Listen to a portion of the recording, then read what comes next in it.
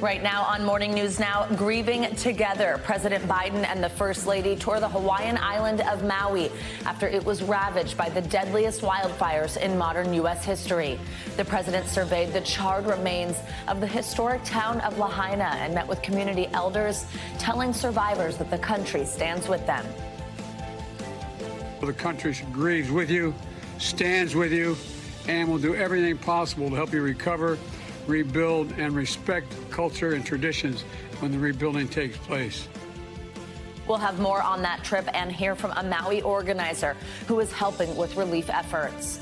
Also this morning, the calm after the storm. From floods and mudslides to down power lines, people in the Southwest are starting to clean up from the aftermath of Storm Hilary. We'll take a look at the ongoing recovery efforts this morning.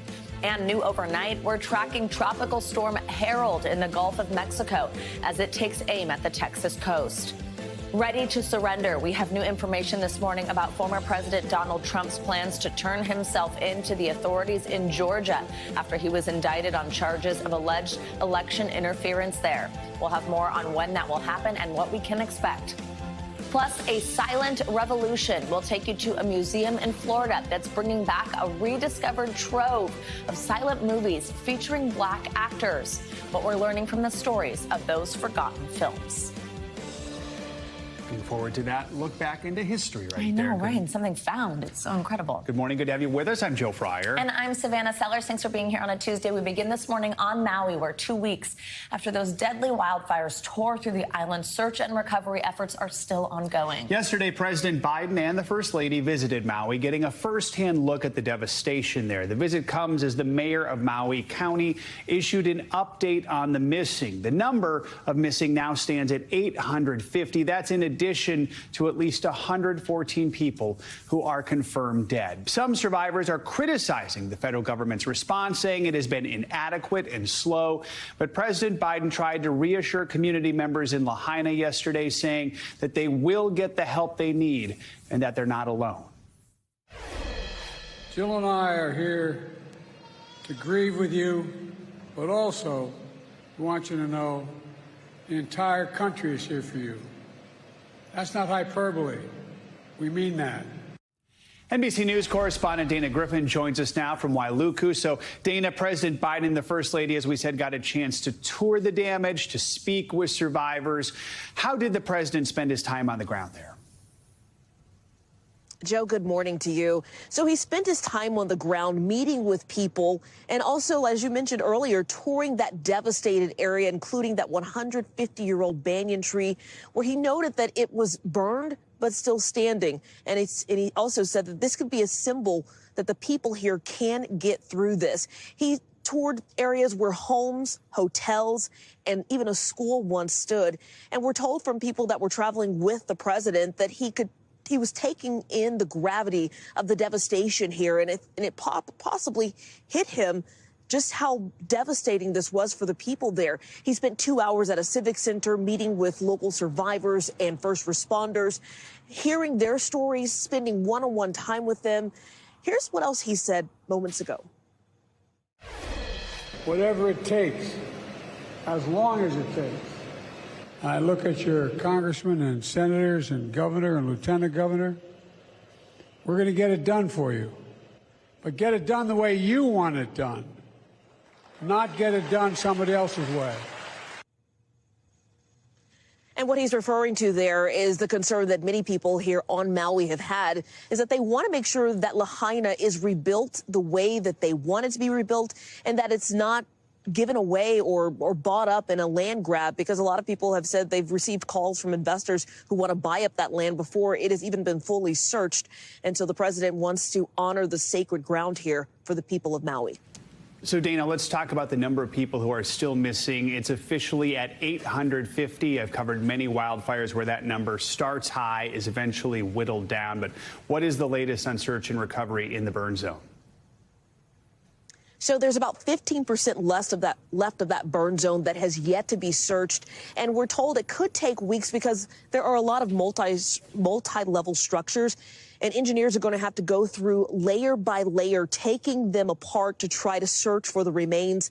The sad part about all of this is according to the governor, that fire burned so hot that it has reduced remains to ash. He even noted that, unfortunately, some of the victims may never be found. It is a big question why 850 is such a large number, yet only 15% of that disaster area has been searched. I think families are still holding out hope that maybe loved ones left the island really quickly, or maybe they're still having issues with cell service.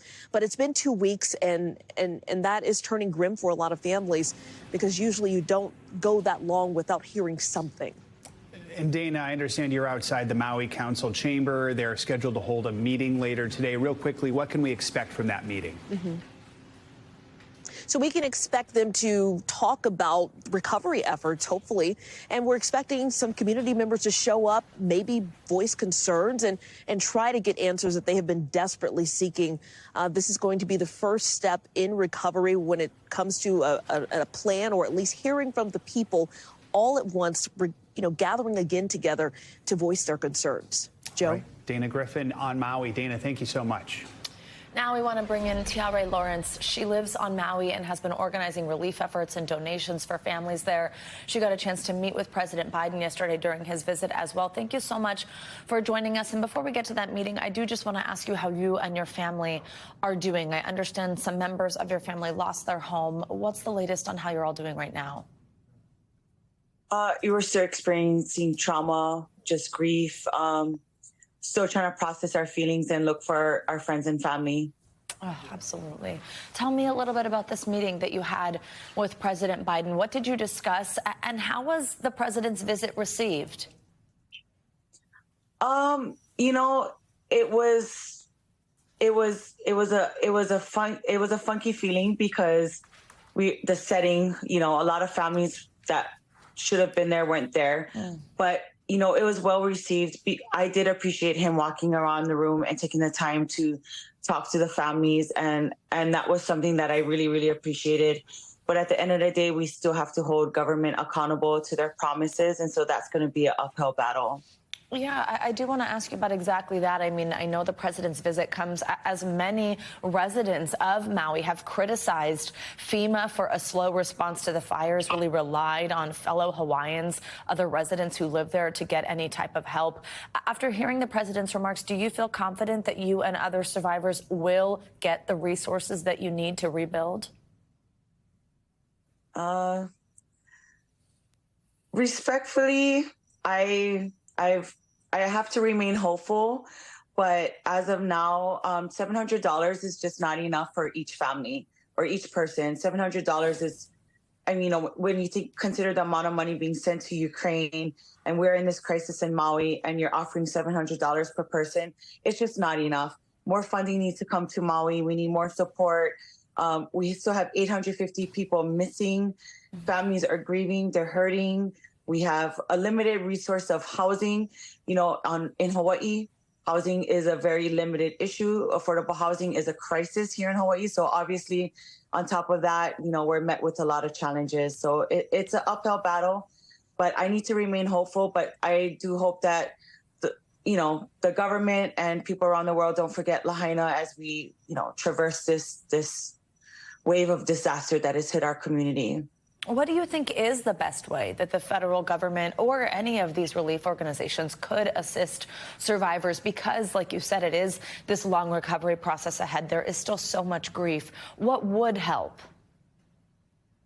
Allowing the community to be involved in the process, whether it's the cleanup, the rebuild, and funding. Obviously, we need temporary housing and rental assistance to help the families get by, but we need to ensure that land speculators are not allowed to come to Hawaii or to Maui, to Lahaina per se, and that Lahaina is not for sale, and that we ensure that the local families and the multi-generational families are able to return back home when the time is ready and it's safe. Lahaina is not for sale. That's powerful. Tiara, you've been leading efforts, I know. While you are a resident of Maui, while you have family who's grieving for their losses, you've also still been providing food and supplies to survivors. How has the response been? What have you seen from people who are needing your help? It's been amazing. The support around the world is absolutely amazing. But like any disaster, 30 days from now, people are going to forget Lahaina. So my job is just really to try to fundraise as much as we can, get as much resources to the families now, and help them, overcome the next 3 months. A lot of them are homeless. They're looking for housing. So, all the support we can get from around the world is very, very critical right now. Tiara Lawrence, thank you very much for your time this morning and the work that you are doing. We will continue to check in with you. We really appreciate you joining us. Mahalo nui, aloha.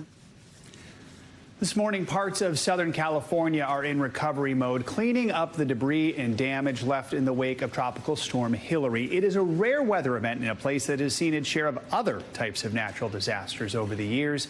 NBC News correspondent Aaron McLaughlin joins us now from San Bernardino County, California, with the latest. Aaron, good morning. Good morning, Joe. Take a look at this. This looks like it was the product of some sort of earthquake, but this is actually the result of a mudslide. Tropical Storm Hilary changed the landscape of this area, and now crews are working around the clock to clean it up. Meanwhile, overnight in Los Angeles, an emergency situation is developing after a hospital lost complete power. The cause of that power outage is unclear. This morning, first responders working to rescue California's most vulnerable residents. A power outage at White Memorial Hospital in Los Angeles affecting hundreds of patients, including some on ventilators. Emergency evacuations underway as firefighters had to carry some patients down flights of stairs with elevators stalled. Their tower that specializes in NICU, OBGYN, and specialty rehab completely lost power. The cause of the outage unclear. But it comes as emergency response teams work throughout the West Coast as the damage left by Tropical Storm Hilary is coming into fuller view. In Cathedral City near Palm Springs, heavy mud flows trapping elderly residents. Firefighters using construction equipment to bring them to safety. To use a 50-ton skip loader, that's not something we do, so it can't be very comfortable with them. While in the San Bernardino mountain town of Forest Falls, residents like Vicki Jelly Ross say they're thankful to be alive. Following a massive mudslide that trapped firefighters Sunday night and narrowly missed her home. There was just so much mud that it just went right over everything. Residents say the mountain just gave way and came pouring down this road. What's left, about 6 feet of mud. You can see this is like quicksand. And officials say that until this is clear, an entire town is cut off. Meanwhile, in eastern Washington state, multiple wildfires continue to threaten lives and property, scorching more than 20,000 acres and forcing thousands to evacuate. NBC's Jesse Kirsch is there. Here in the small city of Medical Lake, parts of this community ravaged by wildfire. Take a look at this neighborhood. Home after home burned to the ground. Back in Southern California, the bravery and training of first responders is being credited with saving dozens from fast-rising floodwaters. This morning, the aftermath. Buckled railroad tracks, abandoned vehicles, and a half-submerged 18-wheeler. A sobering reminder of the storm's destructive power. Officials tell me that the damage assessment will begin in earnest today. They're looking at two things here in Southern California. They're looking at residences and damage to infrastructure to see if this area qualifies for that FEMA assistance. Meanwhile, they're still extremely concerned about more mudslides like this one. Joe. All right, Aaron, thank you so much. Now let's take a closer look at the fire danger in the Pacific Northwest that we just saw there and get more from NBC News correspondent Jesse Kirsch. With thousands of people under evacuation orders and dozens of homes destroyed, unpredictable wildfires are testing eastern Washington state. As I turn 180, it's just from here, it's gone. Outside Spokane, the Gray Fire devastating multiple communities. We had about a half an hour, maybe, to get out. Sandy Hastings and her husband fled their vacation home. When you saw this for the first time, did I cry? Yeah. Now they're staying in a Red Cross shelter, waiting to see what's left in the rubble. You get upset thinking about all the stuff that you had of memory-wise, and the before pictures of it starting out, and then the after pictures of it just being gone. And in nearby Medical Lake, officials estimate roughly 100 homes are gone. In this city alone, at the peak, roughly 5,000 people ordered to evacuate. I just see a fireball up behind the white building, and my reaction was like, oh crap, I need to make sure they're evacuating. Among those in danger, a group of roughly 50 residents who use wheelchairs. Josh Bartholomew says he and others pushed the group uphill for about a quarter mile to safety. It was scary. I needed to get people out. It was dire, life or death, because it was coming. Authorities say hundreds of firefighters in the region are still racing to contain the fires, imploring people to follow evacuation orders. Not everyone chose to leave, and some people are going back. The problem is, at any point in time, fire can change, especially with wind. Officials worry winds could reignite hotspots, even in already hard-hit areas like this one. But winds are also sending smoke far beyond the fire zone, and that's contributing to dangerous air quality across the Northwest. Back to you. All right, Jesse Kirsch, thank you so much. And we are tracking a new tropical storm in the Gulf of Mexico. For that and more, let's get to meteorologist Michelle Grossman. Hey, Michelle, good morning.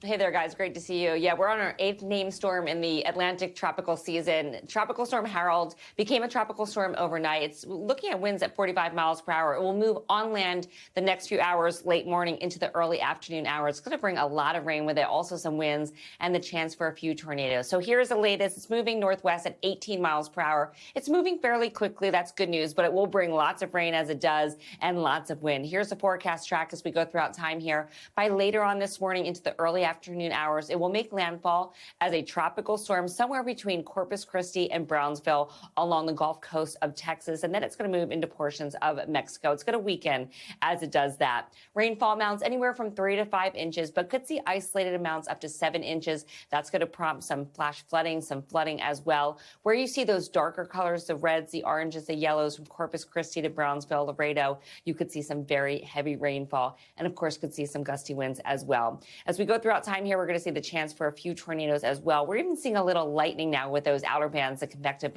bands. And with any of those storms, we could see winds gusting up to 60 miles per hour. Tropical alerts extend from portions of the Gulf Coast of Texas down to southern Texas, where you see the orange, that is a tropical storm warning. Storm surge forecast 1 to 3 feet. That is like a wall of water being pushed on shore. So dangerous seas, dangerous surf, and also the chance of some dangerous rip currents. That's the big story today. Also looking at more record highs in the middle of the country. This is dangerous, it's intense, and it's only going to get more intense as we go throughout the next 48 hours. We're looking at temperatures into the triple digits. So today we're looking at 102 million people impacted by heat alerts. Where you see that pink, that is an excessive heat warning. Look how far that stretches from the south central states into the Midwest, also the Ohio Valley, portions of the Southeast, looking at temperatures well above normal for this time of year, anywhere from 10 up to 20 degrees above normal. And this is why we're looking at temperatures into the triple digits. Concordia, 106. You factor in the humidity, it's going to feel like 108 there. We'll feel like 113 in Little Rock, feeling like 112 in Baton Rouge. And it's going to be hot too in Savannah, feeling like 106 once you factor in that humidity. Same story tomorrow. We're not going to get a break. We're looking at temperatures, so many triple digits on the map from the south central states, the southeast, into parts of the northern plains. Kansas City, 101 tomorrow. The heat index of 111, feeling like 112 in Memphis and 114 in Jackson. As we go throughout time here towards the weekend, we're going to get a little relief, guys. Look at Chicago. This is better news. Thursday, 98 degrees. That's hot. But then by Friday and Saturday, finally into the lower 80s, upper 70s by Saturday. Back to you. All right. Thanks, Michelle. Appreciate it. Sure. Former President Trump has announced when he'll turn himself in to face charges that he meddled in the 2020 election in Georgia. Trump posted on social media that he'll surrender Thursday at the Fulton County Jail in Atlanta. He has denied any wrongdoing and called the case against him election interference. Fulton County District Attorney Fonnie Willis gave Trump and 18 fellow co-defendants until noon on Friday to surrender voluntarily.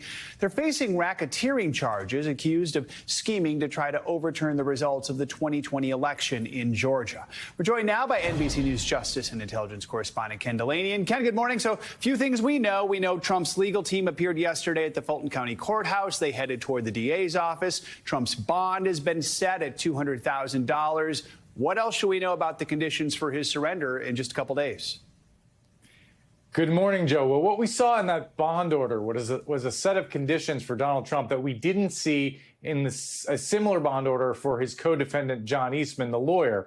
which was an explicit prohibition that Donald Trump not attempt to intimidate either witnesses, co-defendants, or others, jurors, potentially others involved in the case, including via posts on social media or reposts of the posts of others. So that was explicitly laid out in the conditions of his release. It's unlike anything we've seen in any of the other cases where he's been admonished verbally by some of the judges not to do that. In this case, it's in writing. And what that means is that if he violates these conditions, he could be brought before the judge and potentially his bond could be revoked and he could be jailed. Obviously, that is an extreme step and any judge would be extremely reluctant to do that. There's a First Amendment issue here, but that is what really stood out about the conditions of Donald Trump's release in this Fulton County case, and he's expected to turn himself in on Thursday, Joe. So, Ken, we know Trump's legal troubles have certainly not hurt his support. They maybe even helped his support. Our NBC News Des Moines Register poll now shows him with an even larger lead in Iowa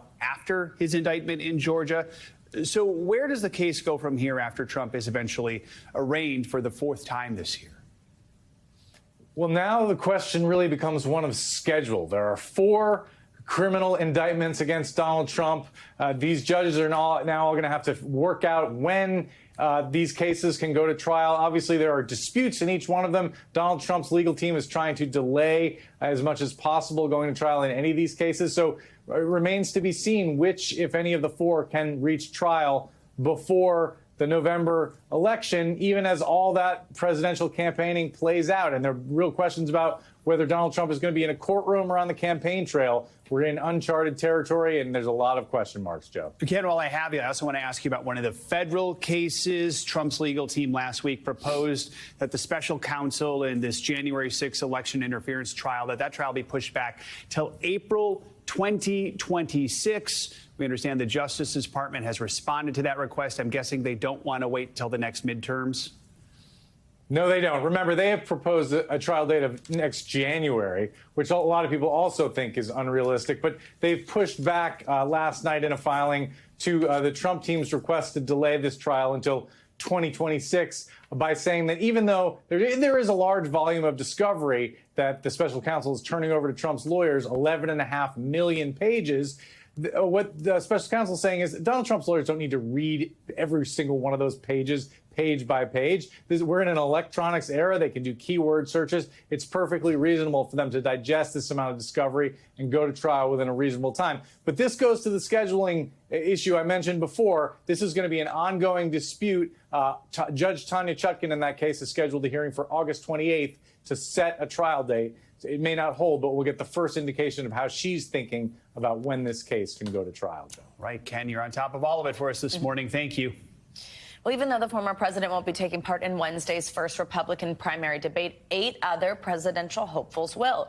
The Republican National Committee announced that these 8 on your screen right now will take the debate stage in Milwaukee. They qualified after meeting the party's polling and fundraising threshold. 3 other candidates failed to meet those thresholds needed. Trump announced this week he would skip this debate and possibly others. The second Republican debate is set for September 27th at the Reagan Presidential Library in California. And a programming note, we will have full analysis following tomorrow's GOP debate. You can watch our Meet the Press special Wednesday night at 11 p.m. Eastern right here on NBC News Now. Coming up, too close for comfort. We're taking a look at the worrying rise of close calls between planes at airports nationwide. Plus, we've got new information about that shocking high-profile murder that took place on a big game hunting trip. What we're learning about that case this morning is up next. We're back with an alarming uptick in the number of close calls at airports across the country, and it's worse than regulators previously thought. NBC News correspondent Tom Costello is taking a closer look at why these near accidents are happening and what the FAA is doing to try to fix it. At more than 90 airports nationwide, NBC News has learned the FAA is ordering urgent runway safety meetings after a surge in very close calls. Days ago in San Diego, go around, fly the published misapproach. A Citation business jet nearly landed on top of a Southwest 737. In Austin last February, a FedEx plane nearly landed on a Southwest flight, both cleared for the same runway. At JFK Airport in January, Delta 1943, cancel takeoff clearance. An American plane cut off a Delta flight already speeding towards takeoff. And this photo taken from a JetBlue cockpit landing in Boston as a business jet suddenly pulled onto the same runway without permission. More cases in Sarasota, Burbank, Miami, and San Francisco. Now, the New York Times has compiled its own list, citing 46 close calls in July alone. The FAA insists most were not as serious, but does report nearly 1,700 runway incursions last year, 985 so far this year, up 33% in a decade. Everybody needs to be more vigilant and double down on safety. One big factor, the country is short some 1,200 controllers, forcing many to work 6-day weeks. The FAA insists the U.S. aviation system is the safest in the world, but one close call is one too many. Anywhere between 300 lives or more were put at risk in these near collisions. The FAA's runway safety push will focus on the basics, situational awareness in cockpits and towers, double confirming radio instructions, and sterile cockpits. Pilots should only be talking about the job until they reach 10,000 feet. Back to you. All right, Tom Costello, thank you so much. Some international headlines now. A Palestinian teen was killed in an Israeli military raid. NBC News foreign correspondent Claudio Labanca joins us now with the latest on that and other world news. Hey, Claudio, good morning. Good morning, Joe. Good morning, Savannah. Well, that's right. According to Palestinian health authorities, a 17-year-old was shot and killed by Israeli security forces during a raid this morning in a town in the occupied West Bank. Now, Israeli military raided the town of Zababdeh near Jenin in search of the gunman who shot and killed 2 Israelis in the city of Hawara on Saturday. According to reports, they opened fire at residents who threw explosive devices at them, killing the 17-year-old who, according to the Palestinian Health Ministry, was shot in the head. Now let's go to Thailand, where former Prime Minister Thaksin Shinawatra returned home from self-exile for the first time since 2008. Shinawatra fled Thailand 15 years ago after he was found guilty of abuse of power and before he was jailed in absentia. 2 years earlier, he was toppled in a coup by the military, alleging corruption and disloyalty to the monarchy. Upon his arrival, he briefly met his family at the airport and was taken then to prison, where he is expected to serve 8 years. And let's end this news tour of the world in Scotland, where every August, comedians at the Edinburgh Festival Fringe produce tons of funny jokes, but only one won the Joke of the Fringe Award, voted by 2,000 members of the public as the funniest of them all. It came from comedian Lorna Rose Treen, and it goes like this. I started dating a zookeeper, but he turned out to be a cheetah. Is it a Fringe festival or a dad joke contest? I mean, this was the winner. I'm applying next year. That's a pretty good one. I think we all got a chance. All right. Claudio, thank you. Now to new details in a high-profile murder case. A wealthy dentist was sentenced to life in prison for murdering his wife while on a big-game hunting trip. Prosecutors say he tried to make it look like an accident. NBC News correspondent Valerie Castro has that report. A life sentence for Larry Rudolph, a wealthy dentist convicted of murdering his wife while on an African safari. His attorney telling NBC News in a statement, Larry is innocent. He did not murder his wife. We are looking forward to the appeal. Rudolph learning his fate in a federal courthouse in Colorado, a year after a jury convicted him of murder and mail fraud. Bianca Rudolph was shot in the heart at the end of the couple's trip to Zambia on a big game hunt in 2016. We heard the gun bang and a yelling voice. Yeah! At the time, local authorities ruling her death an accident. There's no proof that Larry Rudolph pulled the trigger. But a friend telling NBC's Dateline the experienced hunter wouldn't have made that mistake.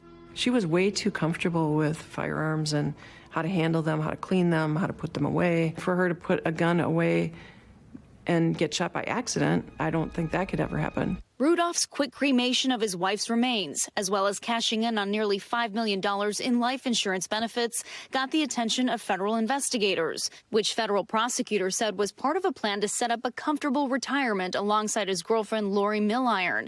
She was also convicted in the case, charged with being an accessory to the crime and sentenced to 17 years. She has filed an appeal. He didn't confess to her. She didn't know about what he had done in Africa. She had nothing to do with any of that. She doesn't feel he was guilty of this crime, and she knows she was not. During the trial, one key witness, a bartender, testifying he overheard a damning conversation between Rudolph and Milliron. He said to Lori, "I killed my effing wife for you." Rudolph testifying the comment was taken out of context, clarifying that he said, quote, "They're saying I killed my expletive wife for you," referring to investigators. It was overheard. It was during a conversation at dinner.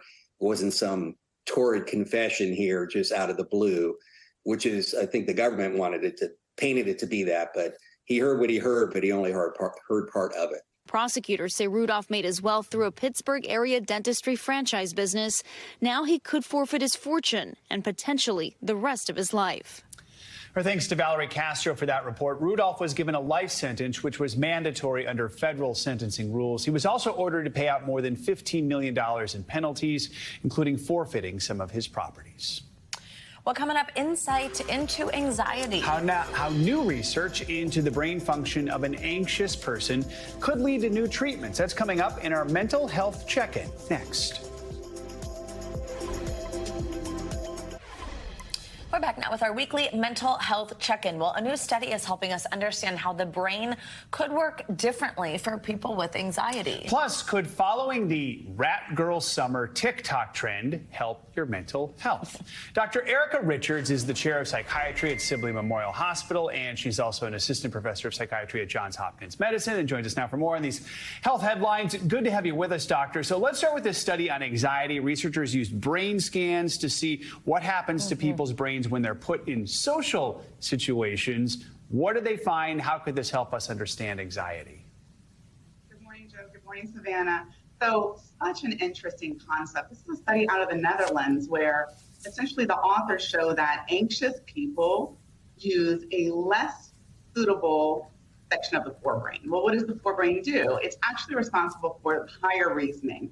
It receives information, thinking, perceiving, all of that. And one of the things that we know is that when people are anxious, they tend to have more avoidant behavior. Well, this study shows us perhaps one of the reasons why, and is they're tapping into a different brain region. The reason that this is important is because it's going to provide insight, hopefully, to researchers to say, how should we study anxiety? Which pathways of the brain are important to study anxiety, and how can we get people some relief? But it also focuses on the fact that we want to enable people to say, I am anxious, this can be handled, I can do therapy, I can do medication, and maybe get to some different outcomes if that's the person's desire. And it is so interesting when we get any of this type of research or studies that kind of shows something actually really happening in your brain. It's not just a feeling or something that people are making up. I think it helps people feel less alone in it all.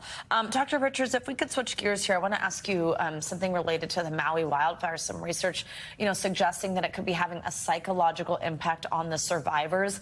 That seems reasonable, absolutely, after going through a traumatic event. But I understand there's something specific called fire brain that's actually caused kind of by something in the air, particles created from the fallout of the burn. Walk us through what exactly this is and what symptoms can look like of this. Well, Savannah, these fires are so devastating, but it's important to understand, again, that researchers are really trying to figure out how to help people that have endured this. And fire brain is this term that essentially is coined that's important to realize. Not only are people exposed to the particles in the air, we breathe them in, and there's been a lot of research in prior situations, prior fires, where they know you breathe in these particles, they can affect your breathing, they can affect your lungs long term.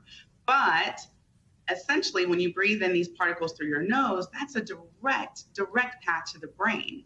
And what we haven't focused on as much is the effect of these particles on the brain. That combined with the trauma, with the fact that people are likely experiencing PTSD, other forms of anxiety, depression. And fire brain, that term, is going to say, listen, there are some real traumatic events that have to be processed, but there's also some biochemical changes that are occurring in the brain. Yes, certainly somewhat to do with inflammation, and how does this affect people's cognitive ability, their ability to think through situations. The change that happens after traumas like this really is important to allow grace The other thing is that people are talking about it and they're saying, listen, this is not only mental, this is biochemical, this is affecting your brain, and collectively targeting how to start the healing process for people that have been through this. Dr. Richards, we have like 20 seconds to cover this last one we teased. It is Rat Girl Summer on TikTok. What is this? Rat Girl Summer is saying, be you. Enjoy the rest of your summer. Go outside, really take all inhibitions away. Don't be afraid to eat. Don't be afraid to snack. Some people focus on exercising their bodies for the summer. Not that isn't important, but really it's just about enjoying life. And, you know, I like what they said. It's either going to be fun or it's going to be funny, but enjoy these last few weeks of summer. That young woman in that picture looks very happy. All right, Dr. Erica Richards, thank you so much. Is that what we think rats are up to? Eating, having fun outside. Thank you. All right, well, fall's almost here, which means it's time to roll up our sleeve for those annual vaccines, from the flu to COVID, and now a new RSV shot on the way. Health officials are hoping to keep another triple-demic at bay. NBC News correspondent Kristen Dahlgren has more on what you need to know about those shots. A new tool in the fight against RSV just approved by the FDA. The Pfizer vaccine, the first given to pregnant women to protect their babies from the dangerous respiratory virus for their first 6 months. A lot of kids get sick with RSV like every winter, and it's kind of scary. Gwen Marizuko was one of 7,000 pregnant women in the study. She still doesn't know if she was given the vaccine or placebo, but says her now 20-month-old is doing well. I will say that this past winter, when a lot of families in our community were affected by RSV, our family was not. A new monoclonal antibody for RSV also recently approved for use in babies and children, as well as a new vaccine for the elderly. Together, we think this is going to have a major impact on the number of hospitalizations. Doctors are also hopeful about new COVID boosters, expected to be authorized soon as the country sees an uptick in cases. EG5, also known as Eris, is now the dominant strain, but it's closely related to previous mutations. So unless another variant pops up, experts predict new boosters should be a good match. We should start to think about the updated COVID vaccine almost like our annual flu vaccine. Now is the time to fill up that immunologic gas tank to protect us as we move into the winter. Doctors also expect a good match from this year's flu vaccine. Americans of all ages being encouraged to roll up their sleeves for what may be new tools against a triple-demic. Kristen Dahlgren, NBC News, New York. Coming up, could a 4-day school week help schools deal with the ongoing teacher shortage? Well, that's what one school in Florida is trying out, but is it working? We'll find out next.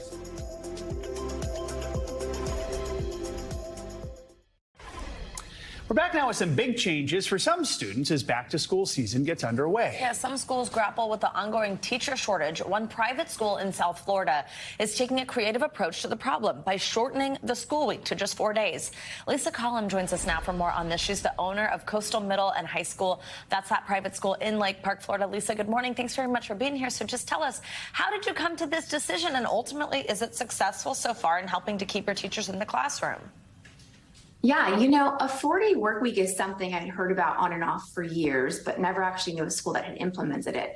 However, in the last few years, with teacher shortages and vacancies and just teachers leaving the classrooms left and right, I really had to take a step back as a school owner and think about what I can do for teacher retention.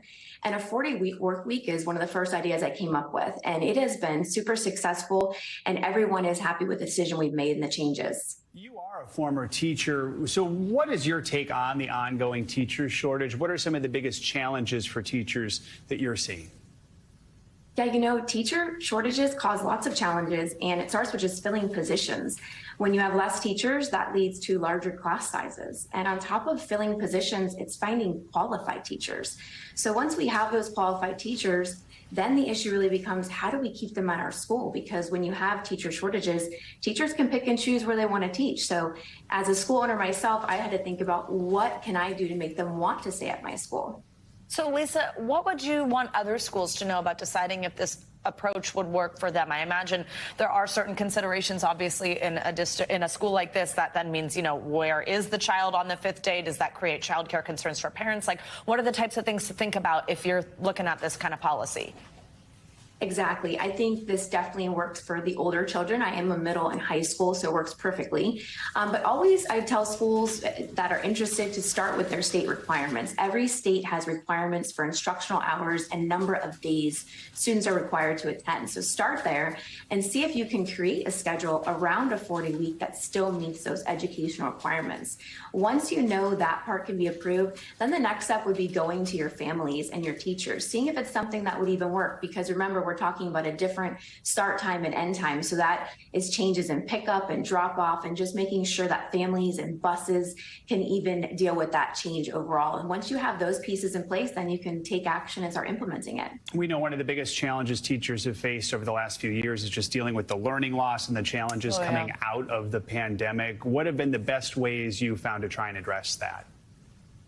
You know, it's just starting where we are right now. It's not worrying about how are we going to catch up, starting where we are, and lots of meeting those individual needs, small groups. I think we're going away from teaching a whole group at the front of the classroom and really looking at where the students are, where those gaps are, and how we can meet those needs through small groups and individualized instruction. All right, Lisa, so interesting. Thank you so much for joining us. We appreciate the conversation. Yes. Money news now. Microsoft taking another shot at approval for its proposed takeover of Activision Blizzard. CNBC's Silvana Henao joins us with that and other financial headlines. Hey, Silvana, good morning. Hey, Savannah. Good morning. Good morning, Joe. Yeah, so let's start with Microsoft. It's proposing a new deal to try to win final approval for its takeover of Activision Blizzard. The company submitting an offer today to British regulators. Microsoft says Activision will sell the streaming rights to its games to Ubisoft. That's the maker of popular titles like Assassin's Creed and Far Cry. Microsoft wouldn't be able to release Activision games exclusively on its own Xbox Cloud gaming service. The UK is the only regulator to block the $69 billion deal. Microsoft is discontinuing the Kinect again. The company stopping making the device, which combines a depth camera with a microphone, in 2017 before bringing it back in 2019 as part of a developer kit. Now, Microsoft is ending production of that product. It has partnered with some outside companies to provide options for people who need similar type of devices. Snapchat is expanding further in generative AI features. It's testing a new tool called Dreams, which will let you put selfies of you and your friends into imaginative backgrounds. It's similar to other AI photo apps, and Snapchat previously launched an AI-powered chatbot, which can respond with not only text, but also a snapback, guys. All right, Savannah, thank you so much. Appreciate it. Thank you. In California, driverless taxis are under investigation following a series of crashes. Despite the accidents, operators argue their cars are making the roads safer. NBC's Dave Ingram takes a closer look. There's like 10 of them right now. You've probably seen them on social media. Videos going viral of driverless taxis in San Francisco causing traffic jams. This is what our country's come to.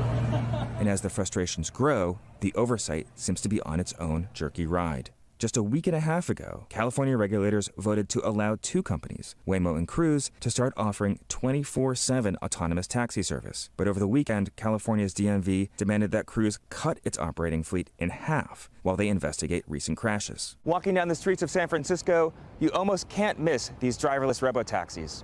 And even though the city by the Bay is a famously tolerant place, these newcomers are getting a pretty wide range of reactions. I think the technology is amazing. It feels like we're living with the Jetsons. I think it's not safe, despite them saying it is safe. I think it's going just one step too far. Look at this. Driving the debate, regular snafus. There's like 1, 2, 3, 4 cruise cars blocking. No one can get through. Just one day after California approved the expanded use of driverless cars, nearly a dozen robo-taxis froze, creating a traffic jam. And I looked and there were no drivers in them. Then a New York Times report of one getting stuck in wet cement. Look at these guys. And separately, a cruise taxi collided with a fire truck last week, preventing it from responding to a fire, according to NBC Bay Area. San Francisco's fire chief previously telling NBC News the company's helpline just doesn't cut it in an emergency situation. We don't have time to call a 1-800 number when we are trying to get to an incident to do our job. It's impacting public safety, and my concern is that it's going to have dire consequences at some point. Those concerns have prompted activists to fight back. using traffic cones to confuse the vehicle's sensors. Cruise is pushing back on safety criticisms, saying, quote, Cruise's safety record is strong and we're proud of it. More than 3 million driverless miles in San Francisco without a single fatality or life-threatening injury. They added that they continue to make improvements. Waymo, the other self-driving taxi company owned by Google's Alphabet, did not respond to our request for comment, but has also defended its safety record. Across the whole country last year, there were 1.35 deaths per 100 million miles driven by humans, according to the federal government. The robotaxis here still have a lot of driving to do, just to make a fair comparison. I've been in several myself as a resident of the area. The rides got me from point A to point B every time and were relatively uneventful, which isn't always the case. Reports that some people are having sex in the robotaxis with no driver around to stop them, adding to the intrigue for locals in the city. It's cheaper than a hotel room, but a little cramped. You know, we're very inventive when it comes to illegal sexual activity in this town. Our thanks to David Ingram for that report. So far in California, there have been more than 600 reported incidents in self-driving vehicles. But an NBC review of those reports shows the driverless cars are often the victim of poor human driving. Coming up, resting his voice. The actor behind Nintendo's Super Mario is stepping down after almost 30 years. We'll take a look at what's next for the plucky Italian plumber and the man behind his iconic voice. That's next.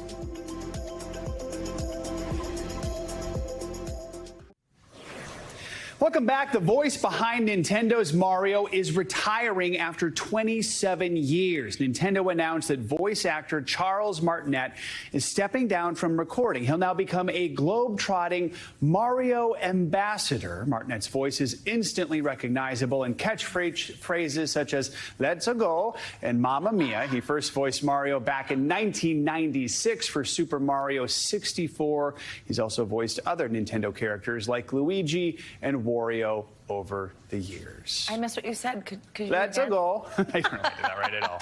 I'm not auditioning, I promise, to fill it in. I'd be good at that. All right, finally this hour, a fascinating chapter in the history of movie making is being revealed in North Florida. Over the weekend, a museum opened dedicated to showcasing silent films made with black casts over 100 years ago. NBC News Digital correspondent Maya Eaglin explains.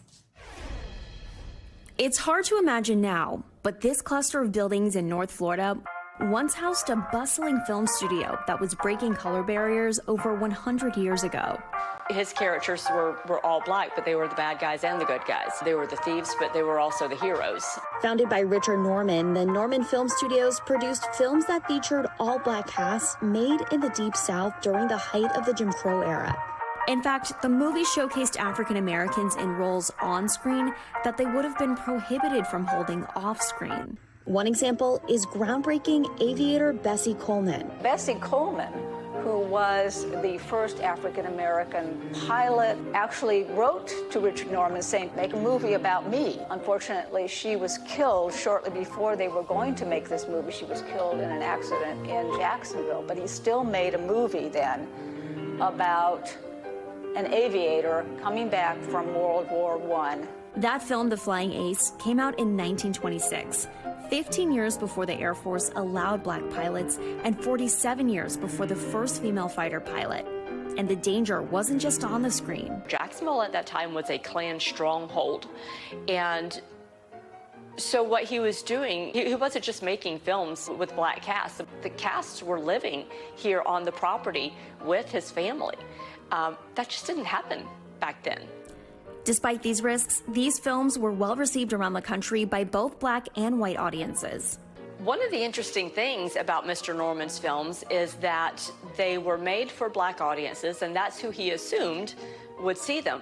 But he was surprised when white audiences also came and watched and loved it. But by the 1930s, much of the film's production was being shipped to California, and the studio was largely forgotten. It eventually fell into ruin after being a dance studio and then an office complex. However, 30 years ago, residents started to learn about the building's history, and after years of hard work and major renovations, the space is now a museum where people can get up close and personal with the objects and stories that were featured in these once forgotten films. Thanks to Maya Eaglin for that story. So neat. Well, in all, Norman Studios produced at least 9 films, but experts think there may be more, but they've been lost over time. Well, the Flying Ace, though, was just fully restored and is now in the Library of Congress for anyone to watch. So check that one out. Very cool. That does it for this hour of Morning News Now. But don't go anywhere. The news continues right now.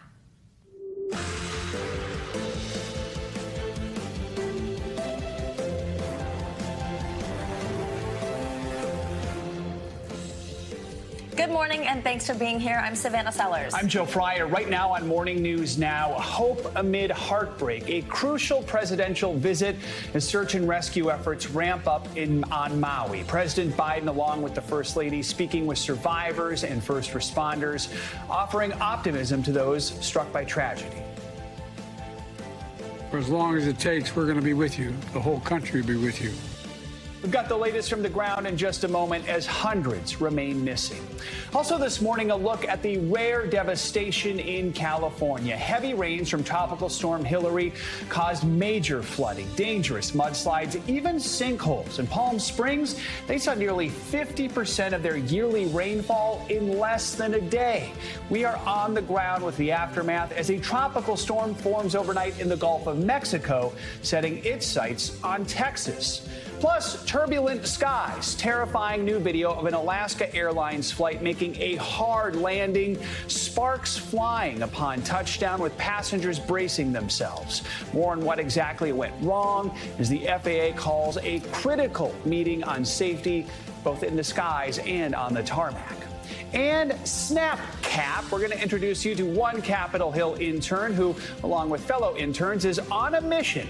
Take a selfie with all 100 sitting senators. At the very least, they're all like kind of sort of in the same location. So if you have a chance. Yeah, exactly. It helps to be at the Capitol. And get a lot of them, Well, looking forward to that conversation later on this hour. Let's begin on Maui, where President Biden visited survivors 2 weeks after those deadly wildfires tore through the island. Yeah, the president was joined by the First Lady yesterday, and the two got a first-hand look at the devastation there. The visit came with search and recovery efforts still ongoing. And while the White House is facing criticism from some who say the federal government's response has been inadequate and slow, NBC News national correspondent Miguel Almaguer joins us now from Maui. For the first time, search teams are now giving a detailed breakdown of their search effort. They now say 100% of single-family homes have been searched, but they're now transitioning to multi-level homes as well as commercial buildings, so they may have a lot of work ahead still to go. We know the death toll stands at 115, 850 are missing. All of this comes after the president spent several hours on Maui meeting with victims and promising them more aid. President Biden trying to provide a glimmer of hope amid the heartbreak in Maui. After touring the wildfire devastation with the First Lady, they met with survivors and first responders just feet from Maui's historic banyan tree. Today is burned, but it's still standing. The tree survived for a reason. I believe it's a very powerful symbol of what we can and will do to get through this crisis. So far, only several victims have been identified. Most are seniors, many others feared to be children, like Quiero Fuentes, who would have just celebrated his 15th birthday. I'll miss his everything, his presence, his smiles, his laughter. President Biden announcing millions in federal relief, including $700 payments to every impacted family for immediate needs. Whatever you need, you're going to get. But many here feel it's not enough. You know, $700 per person is just not enough. The cost of living here in Hawaii is so high. They've been sending how many billions of dollars to Ukraine? Yeah? What about us? Oh my God, I can't see anything. It comes as terrifying new video surfaces of survivors fleeing the inferno.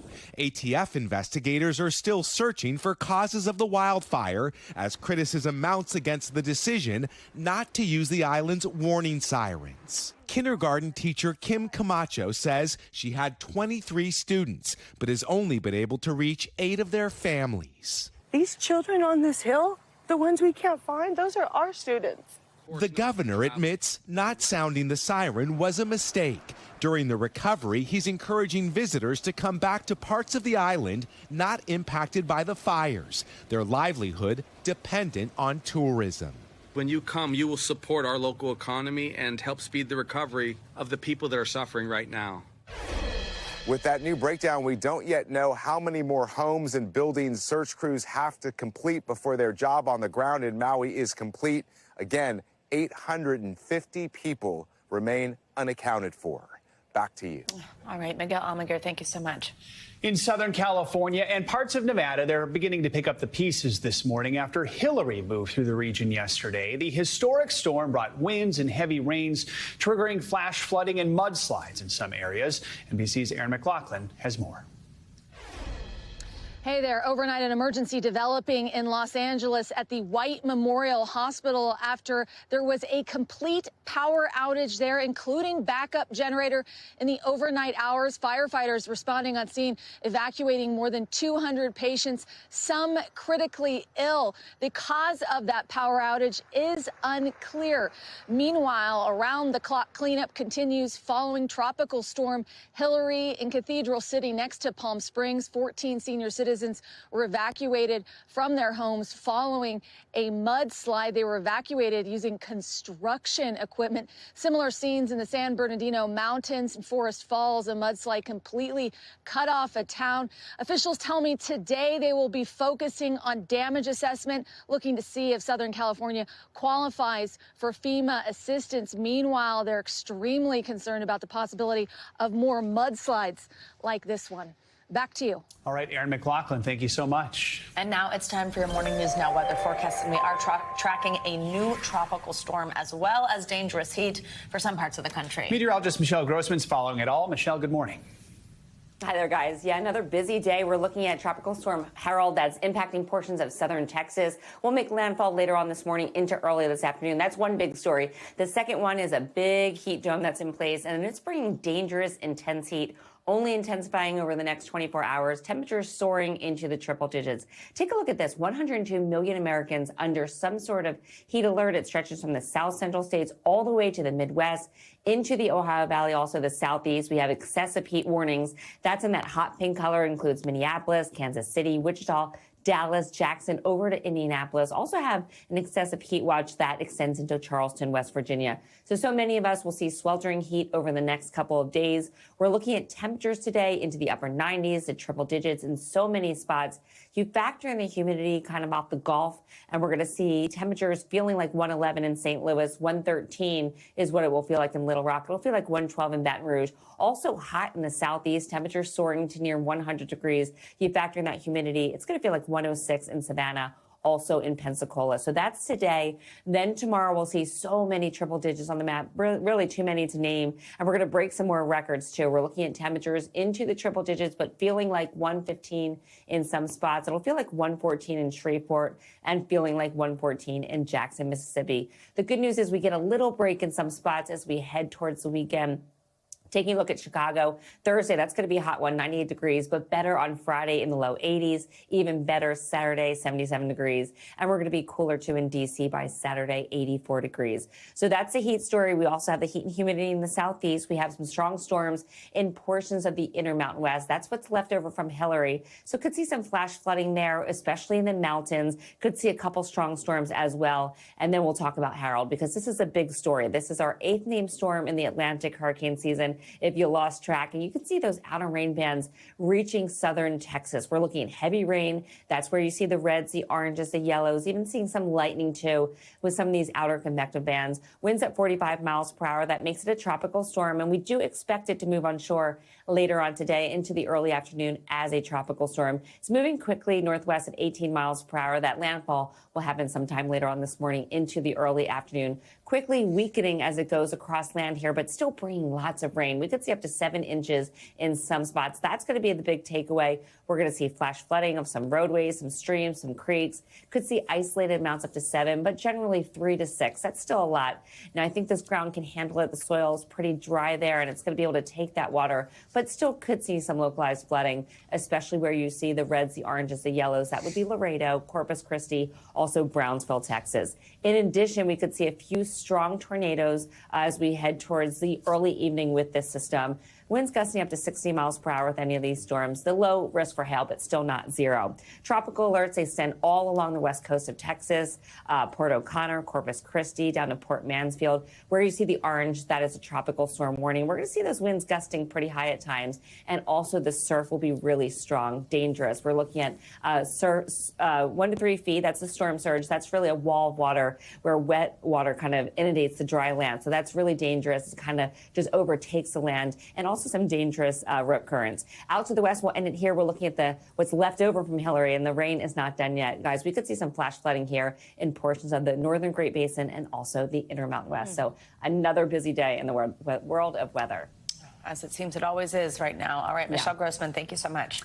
Now to the latest on the legal troubles surrounding former President Trump. He says he'll be arrested on Thursday in Atlanta in connection with the Georgia election interference case. This comes as the leading Republican presidential candidates, minus Trump, prepare for their first primary debate. It's tomorrow night in Milwaukee. NBC's Garrett Hake joins us from Washington with the very latest. Garrett, good morning.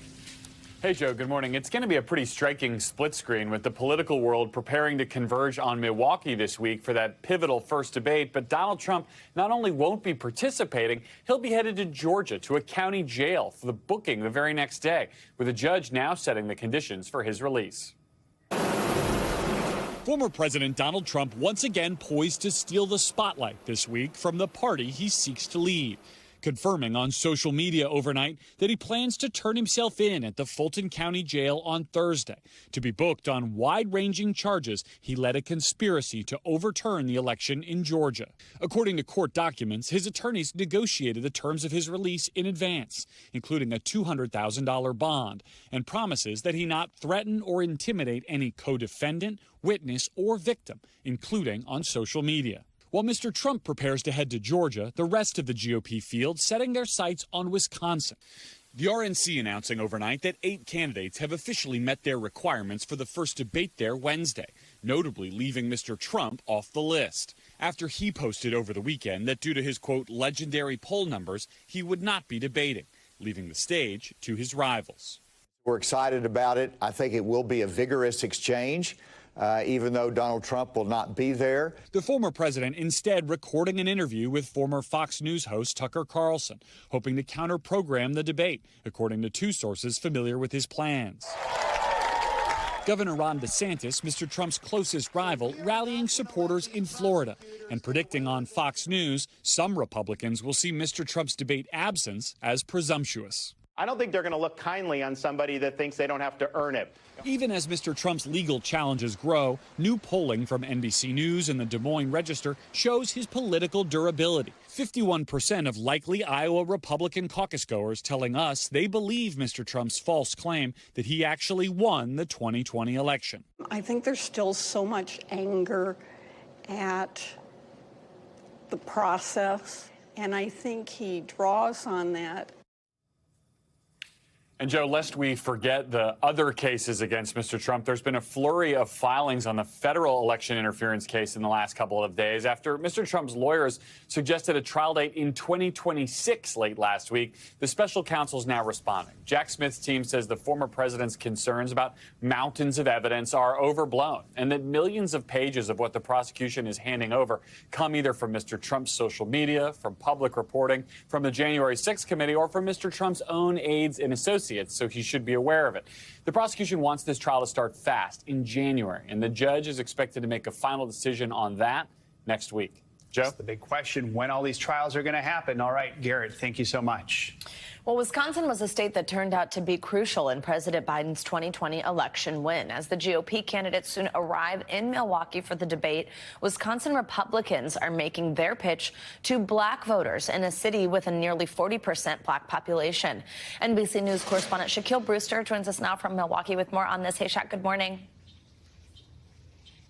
Good morning, Savannah. And, you know, from tomorrow's debate to next year's convention to the candidate visits that you saw ahead of the midterm elections, it's clear that Republicans have their eye on voters here in Milwaukee. So we checked in on their efforts to ask a simple question. Is it working? Deep within this North Milwaukee neighborhood is a Republican Party attempt to engage minority voters. When you pass this office, what are you thinking? made me curious because, I haven't seen so many minorities as Republicans. Gerard Randall helps run the space that originally opened in 2020. This whole strip has become known as the Black Arts Strip. He says it's been a hub for Republican recruitment, organizing, and engagement, including at the city's Juneteenth celebration this year. This place, in terms of a fixed location, is generally where people can come to get more information about the party and its platform. And serves as a stop for GOP candidates. We are going to be on the near north side of Milwaukee. I care about everybody in the state of Wisconsin. The concept expanding in 2021 when the national chairwoman opened a second chapter in a separate, largely Hispanic neighborhood. As a party, we have to show up in communities that have been habitually Democrat. While that space is currently closed, this one remains active, though its influence unclear.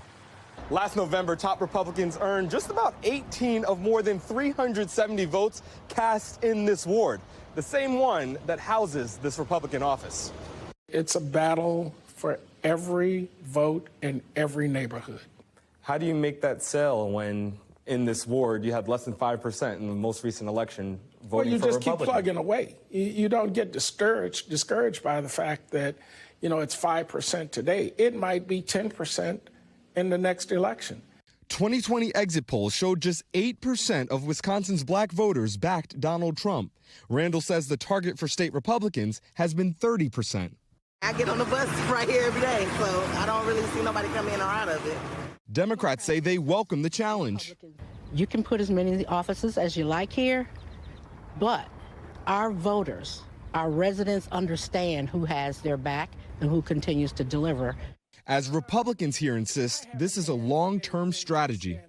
We can't extend the reach of the party unless we make a case to those voters that we'll need now and in the future. Is another way of saying that the Republican Party will need black voters? We always have. Meanwhile, while Democrats have maintained and even increased their share of the vote here in Milwaukee, there has been a significant drop-off in turnout here, some 36,000 fewer votes in 2022 compared to 2018. It's a sign that Democrats have some work to do to excite their base here in this crucial city. Savannah? All right, Chuck, as always, great reporting. Thank you so much. And a programming note, we will have full analysis following tomorrow's GOP debate. You can watch our Meet the Press special Wednesday night at 11 p.m. Eastern right here on NBC News Now. Coming up on Morning News Now, more on that shocking new video of a rough landing for an Alaska Airlines flight. This as the FAA makes a new push to keep safety in the spotlight. But first, the latest on a World Cup controversy that's casting a shadow over Spain's historic win in Sydney. We will be right back.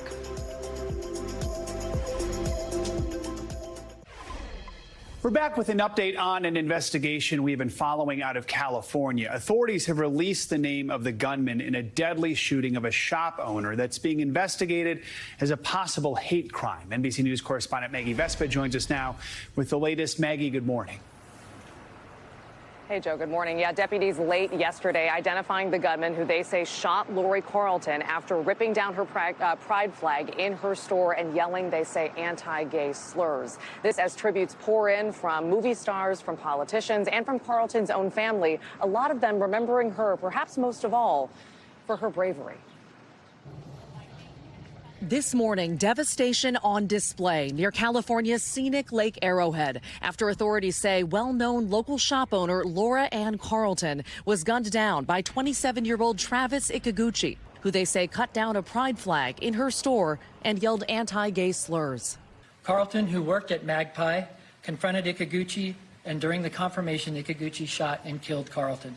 After the fatal shooting on Friday, deputies caught up with Ikaguchi a mile from the store and killed him after they say he opened fire with the handgun, hitting patrol cars. They say Ikaguchi's social media accounts are filled with anti-gay posts and that they're investigating this as a potential hate crime. Friday's murder leaving the town stunned. Neighboring store owner and friend Robin Lyles says a customer broke the terrible news. Basically screamed, Lori's been shot. They're saying she's been killed. The 66-year-old leaving behind a husband of 28 years and a blended family, including 9 children. 2 of her daughters remembering their mother as fearless, cool, and compassionate, while tributes poured in from some of her celebrity customers, including Jamie Lee Curtis and renowned director Paul Feig, posting, "Lori Carlton was my friend. If people don't think anti-gay and trans rhetoric isn't dangerous, think again." The shooting comes amid a rise in hate against the LGBTQ community. One study tracking more than 350 incidents of hate and extremism between June of last year and April 2023. Just last month, 28-year-old O'Shea Sibley was dancing at a Brooklyn gas station when a group of men yelled homophobic slurs, one of them fatally stabbing Sibley. Our community has seen a lot of violence. Now that's stretching out to the allies in our communities. A fearless defender, now possibly the latest target of mounting hate. You can't make sense of it. Hate is senseless. And our hearts just going out to everyone who loved her. It was obviously a big group. We are told, by the way, deputies and investigators are looking into whether that suspect had been to Carlton's store in the past. Again, he lived in the area, and that friend that we talked to in the piece said her pride flag had been ripped down or defaced on multiple occasions by multiple people in the past. And they said every time that happened, Carlton would either put it back up or replace it with a larger pride flag. Joe. As that friend says, hate is senseless. Maggie, thank you so much. Well, the president of Spain's Soccer Federation is under fire for several apparently inappropriate moments caught on camera during and after Sunday's thrilling win. NBC foreign correspondent Kelly Kobaya joins us now from London with the latest on this. Hey, Kelly, good morning. Good morning to you, Savannah. Yeah, this is meant to be a time to celebrate and savor the win for the Spanish women's team and their fans. But instead, their victory is being clouded somewhat by a moment that many fans and others say never should have happened. Overnight, a world champion homecoming for Spain's women in Madrid. Coming off the plane to a victory parade, the team celebrating with thousands of fans cheering them on after their first ever World Cup win. Midfielder Jenny Hermoso ecstatic Sunday. It's the best feeling I've ever felt, she says. The players getting hugs as they received their medals. And then this. Spanish Football Association President Luis Rubiales kisses Hermoso on the lips, holding her head in his hands. Minutes later, as the team partied in the locker room, Hermoso says of the kiss, "I didn't like it." The backlash in Spain, swift. A headline in the top-selling newspaper El País read, "Jenny didn't like the kiss, neither did we." Spain's culture minister on X, formerly known as Twitter, calling it an act of sexual violence. The Spanish football president at first dismissed criticism, but last night, this apology. Rubiales said in part he regretted his actions and he was wrong, but there was no bad intention. We saw it as natural, he added, but I have to apologize, learn from this, and understand that when you're president, you have to be more careful. Hermoso released her own statement saying she has a great relationship with Rubiales, and the kiss was a natural expression of affection and gratitude, adding, "I'm a world champion, and that's what matters." If this were to happen in the United States, this would be considered sexual harassment / sexual assault. I mean, 100%. To see some prominent voices from within Spain say this crossed the line, that to me shows that this is kind of beyond what we may consider a cultural norm, beyond what we may consider a moment of emotion. Some are now calling for Rubiales to resign. An apology should not be enough, this fan says. But fans and players say nothing will overshadow what the women have achieved. And this morning, the team, along with Jenny Hermoso, of course, are trying to really embrace this moment of victory. In fact, this is the way Jenny Hermoso is savoring it. Take a look at the picture she posted of her posing in bed with the World Cup trophy. Remind you of anyone, Savannah? That's right. It's a copy of that iconic Lionel Messi shot after his World Cup win with Argentina. So yes, despite all the controversy, they are enjoying it. Yeah, I love that. What a recreation. All right, Kelly, thank you so much.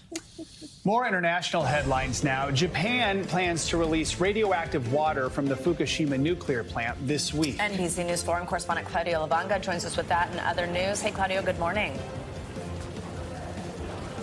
Savannah, Joe, good morning. That's right. Japan today confirmed that from Thursday it will start releasing treated radioactive water from the decommissioned Fukushima plant into the sea. Now, Japan has repeatedly assured the treated radioactive water is safe and will have no impact on the environment. But local fishing groups and environmental organizations and countries like China have heavily criticized the decision. In July, the Chinese Foreign Ministry spokesperson said Japan had shown selfishness and arrogance and had not fully consulted the international community about the water release. Now let's go to Cyprus, where the police say they rescued 18 Syrian migrants in the Mediterranean on Monday. The migrants were traveling on a boat that started taking on water when they were about 3 miles off the island's coast. The latest rescue comes after police saved another 97 Syrian migrants aboard 2 boats over the last 72 hours. Cyprus's Interior Minister said that there has been a significant increase in the number of seaborne arrivals of Syrian migrants in recent months. And let's end this news tour of the world in China, where Chinese celebrate the Qixi Festival, a celebration of romantic love and the country's own version of Valentine's Day. The festival originates from Chinese mythology and celebrates the romance between Xinu and Niu Lang, who, according to legend, were a weaver girl and a cowherd. Happy Qixi Festival or Valentine's Day. All right. Celebrate year-round. All right, Claudio, thanks so much. Thank you. Coming up, there are new developments this morning in the fight against that potential triple-demic this fall. That's COVID, the flu, and RSV. After the break, more on the new RSV vaccine for babies that could prove to be a game changer. Stick around.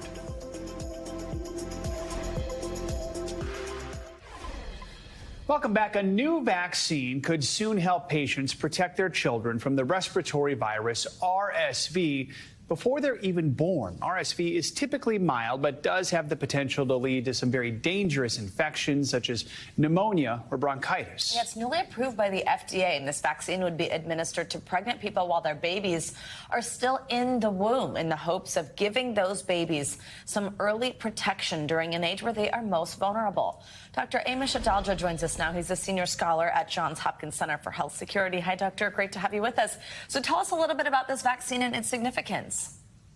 So this is a vaccine that we administer to pregnant women in the hopes that the antibodies generated in the woman will then pass through the placenta into the fetus and protect that infant for the first 6 months of life. And when it comes to RSV, that first 6 months is the highest risk period for children. So this is an exciting development, along with a whole bunch of other exciting developments that we've had with RSV that didn't exist even 1 year ago. So just last month, the FDA did approve an injectable RSV drug for infants as well. Can you talk to us about giving a pregnant person a vaccine versus giving one directly to a baby once the baby's born? Is one better than the other? The short answer is we don't know that yet. We don't have head-to-head data to say which is better, to get Beyfortus, which is the injectable monoclonal antibody, versus this vaccine. The CDC is going to have its advisory committee meet probably in the coming days, and that's going to be something that's part of the discussion because it probably doesn't make sense for a child to get both. There may be some highest risk individuals that benefit from both, but one or the other is probably how it's going to go. But it's going to be some time before we have data to say which is better. So it may come down to personal preference, physician preference, logistics and scheduling. It may be easier to give it to a pregnant woman than it will be to get a newborn in for a shot like that. So we'll have to see how that all shakes out. But having more than one option is a good problem to have. Absolutely. Doctor, do we know when this drug might be available to the public? Well, the next step is that the CDC Advisory Committee on Immunization Practices has to meet. That's probably going to happen in a couple of days. And then the CDC director will have to sign off on that recommendation. So it's probably going to be a couple of weeks before this becomes commercially available and is at doctors' offices and pharmacies. All right, Dr. Amish Adalja, great to see you. Thank you so much. Now to an incredible story about beating the odds. Hit with some devastating news, one woman turned to cycling as her outlet. And her accomplishments are now inspiring others. NBC News correspondent Kristen Dahlgren joins us now here on set with the details of that story. Hey, Kristen, good morning. Hey, good morning, guys. Yeah, inspiring me. So as you know, I went through breast cancer a few years ago, and while there are a lot of really terrible parts of that, there's also what I consider the incredible blessing and the amazing women that I've met through this. Lisa Sensis is one. Take a look.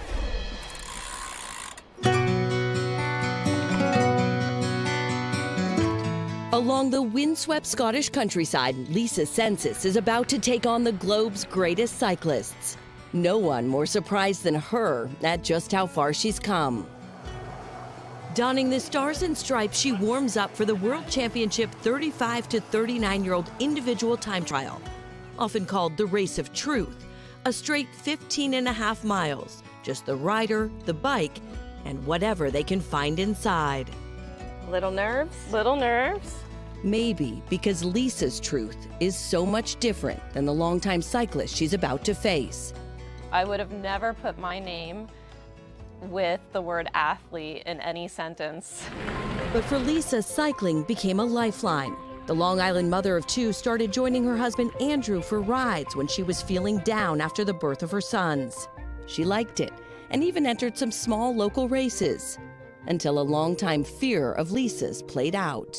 Every woman in my immediate line has been affected by breast cancer. She had no known genetic variant, but started finding suspicious lumps in her own breasts. My babies need their mom, and I will do anything, absolutely anything, to make sure that they have her. At 36, she opted for a preventative double mastectomy that left her in extreme pain that only got worse. Couldn't raise my arms fully above my head. I couldn't sleep. I couldn't embrace my babies. I couldn't do anything without pain. Her search for answers led her to breast surgeon Dr. Jonathan Bank, a specialist in post-mastectomy pain syndrome. Another surgery finally relieved the agony. Eventually, she got back on her bike. I said to my coach, I just want to see how strong I can get. Just how strong is something nobody could have predicted. A test of how her body functions during exercise showed the self-described non-athlete had the capacity of a pro. Lisa Sensis of Montauk, New York, 57. Lisa started winning and winning and winning, becoming national champion for her age group. A little more than 2 years ago, I never ever would have thought I'd be back on the bike. Dr. Bank tells me he's now filming a documentary on her recovery. I was just a woman who got on her bike and happened to be strong. She just continues to humble me, and I'm just in constant awe of her achievements that are way beyond physical on a bike. Good luck. And he is here in Scotland as she gets ready to take on the world. Does not get any bigger than this. These are the best of the best from around the world. These are census of the United States. Go, go, go, go, go! Over 35 minutes, the racers push themselves to the limit. Lisa fueled by how far she's come. No, Lisa! Woo! What were you thinking about out there? Oh, over and over. Lisa, just go. Lisa, just go. That's all I kept saying. So it made me cry. Both of us moved to tears, knowing the true prize. I really hope that other people who are going through this can feel this amount of pride just to bounce back and know that you can come out the other side better than you ever thought you could before. A journey she could have never imagined, but one she is determined to embrace with everything she has. So inspiring. And guys, she was just on the Today Show with me, and I asked her if she could come and join me for this one, and she said, I'm so sorry. I'm driving 12 hours today, right now, to Atlanta to compete in the Nationals and try to qualify for next year's World. I'm surprised she's not cycling there. I know, right? I know, She could do it. Oh my gosh, that is just so impressive. To learn you can do something like that after what she's been through. Right, and that's the thing. Like I always say, I'm not going to be a world-class cyclist, I don't think. But what I learned from her is that you really can push yourself and try new things. And, you know, you might be surprised by what's inside of you, because she, like, never thought she was an athlete at all. And if she hadn't gotten on that bike, she wouldn't have known about this incredible skill and, like, natural genetic talent that she had. Right. Valuable lesson for us all. And after the battle that she went through. Yeah. Amazing. All right. Kristen, thank you so much. Thank you. Coming up, some shocking new video as an Alaska Airlines flight makes a less than smooth arrival in Southern California. This latest incident comes as the FAA gears up for some high-profile safety meetings. Our Tom Costello is covering it all next.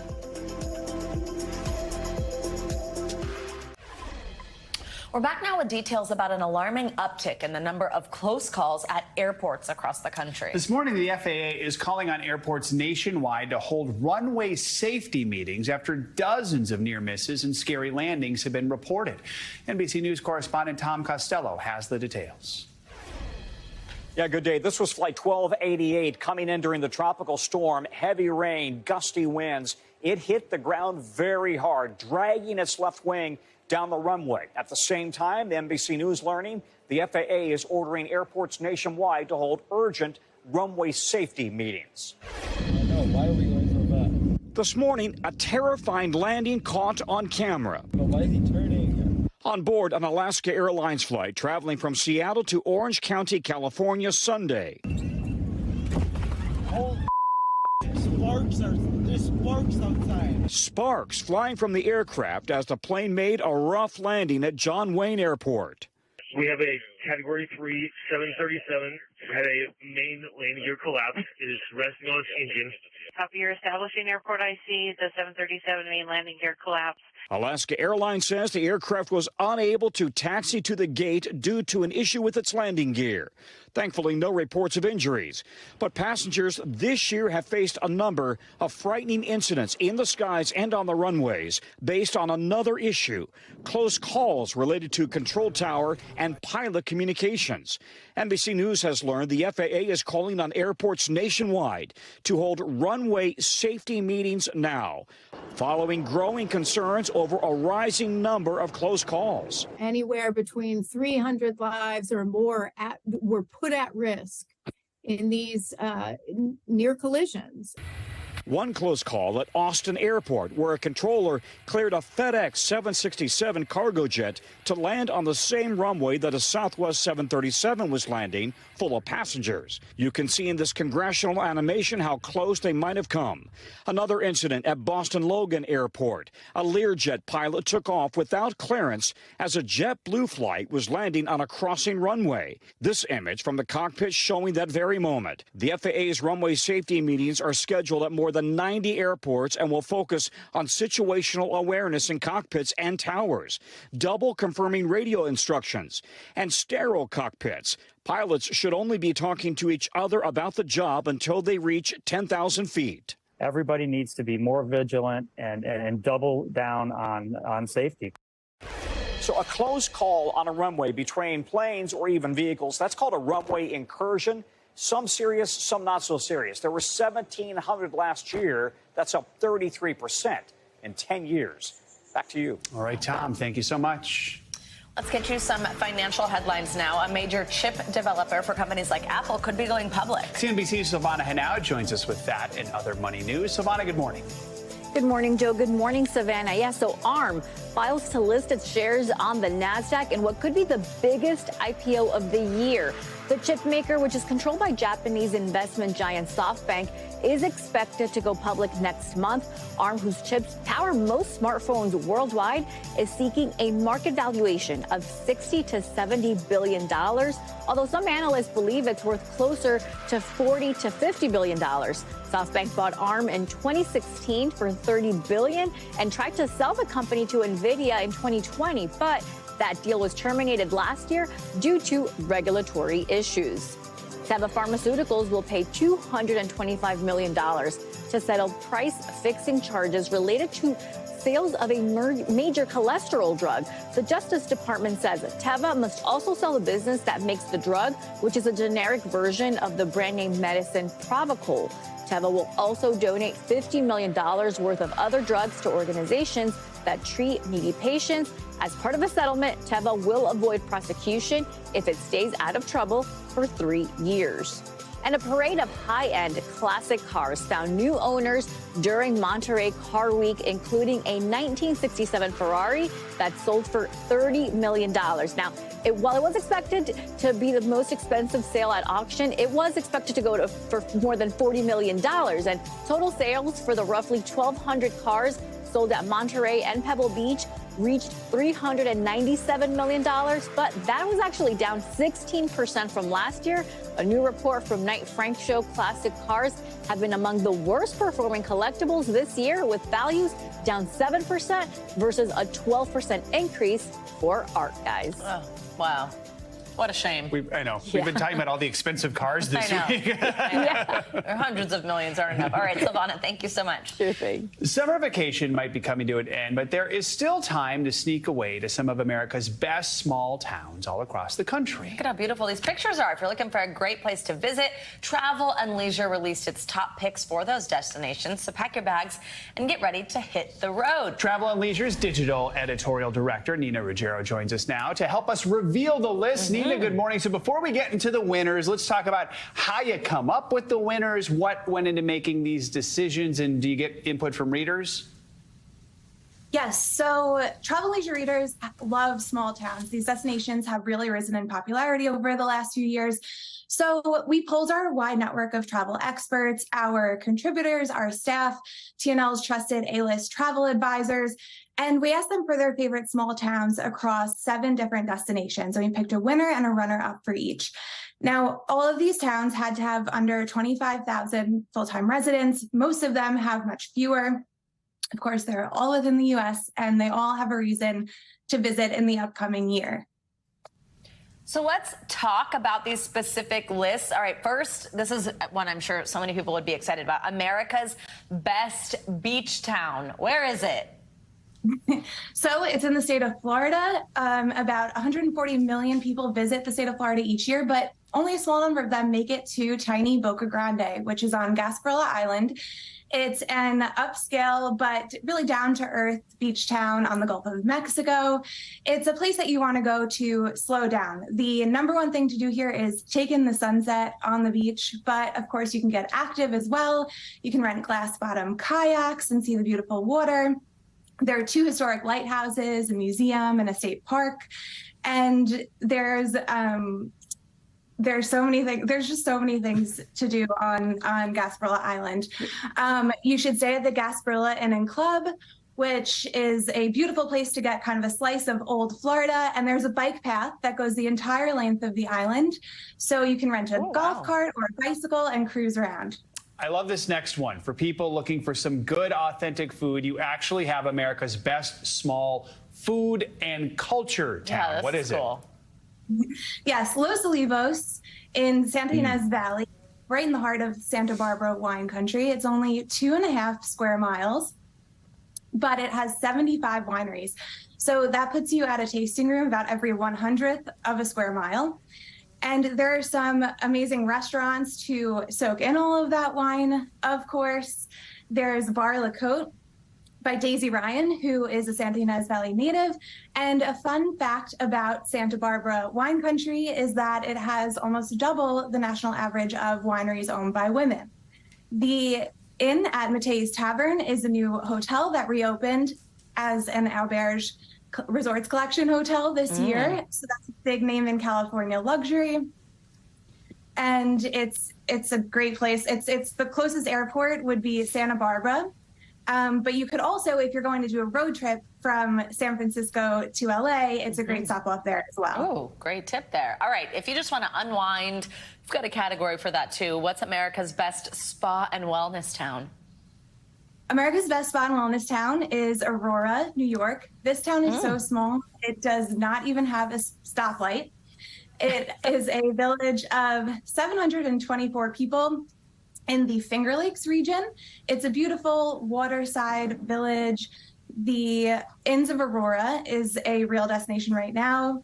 It has 6 small lodgings and a beautiful hilltop resort that Travel and Leisure readers named one of the best resorts in New York State. It has a new wellness center. The area is known for gorge hikes and tap rooms and farm stands. And it's really a year-round destination. It has lots of sunshine in the summer, beautiful fall foliage. Fall might be the most beautiful time to visit that region. It has snow in the winter, and it can be rainy in the spring, but that brings wildflowers and all that farm fresh produce. I just looked. It's about 4 or 5 hours drive from there. There you go. So, there we go. All right. I love it. No stoplights. Nina Ruggiero, thank you so much. Cool stuff. People have to go check out. 2 years after missing out on her Olympic dream, American sprinter Sha'Carri Richardson is the new world champion. The 23-year-old was crowned the winner of the world 100-meter dash last night in Budapest, clocking in at a championship record of 10.65 seconds. She had this to say after her triumphant race.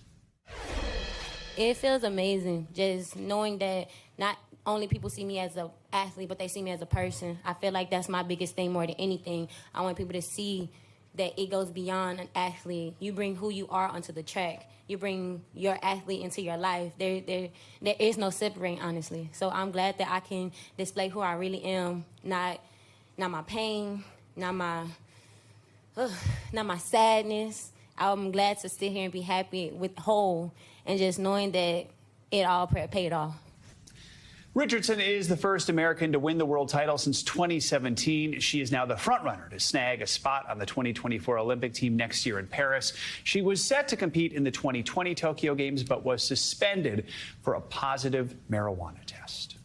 Well, coming up, she's a different kind of paparazzi, sort of, on Capitol Hill. After the break, we're going to introduce you to an intern there who's been on a mission to take a selfie. Yeah, a selfie, or I guess a photo with a bunch of people in it, with all 100 sitting senators. That is next on Morning News Now.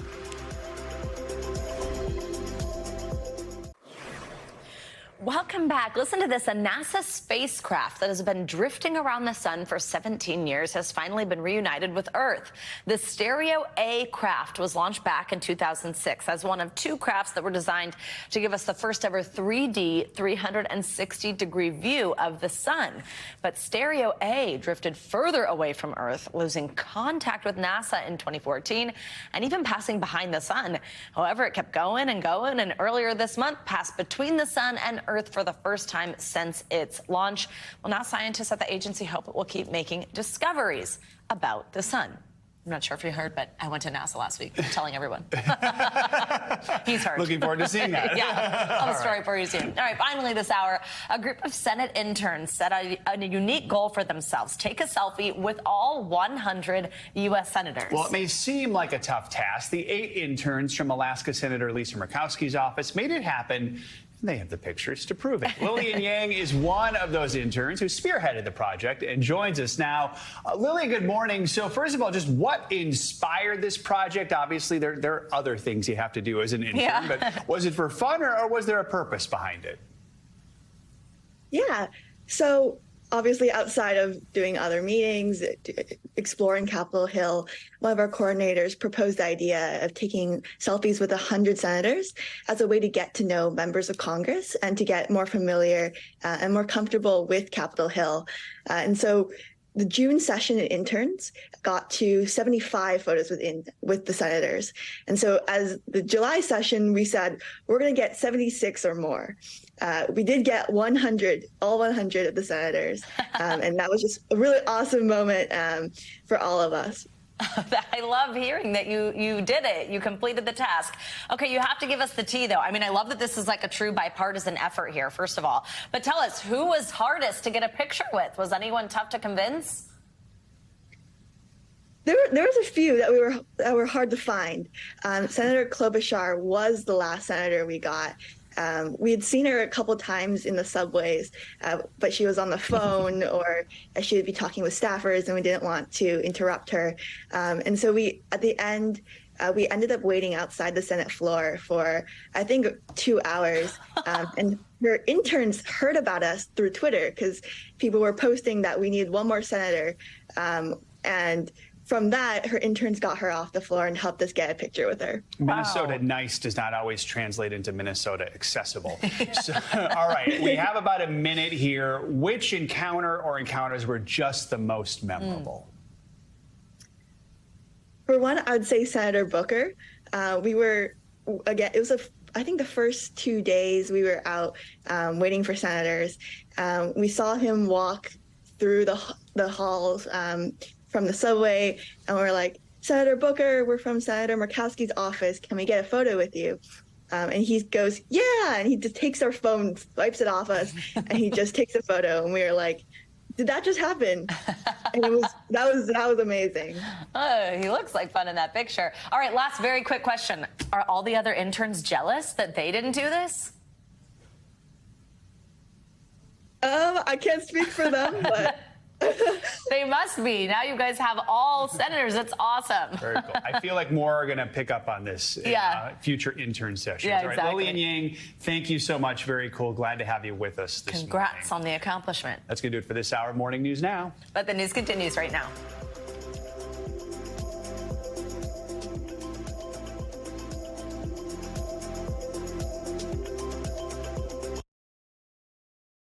Thanks for watching our YouTube channel. Follow today's top stories and breaking news by downloading the NBC News app.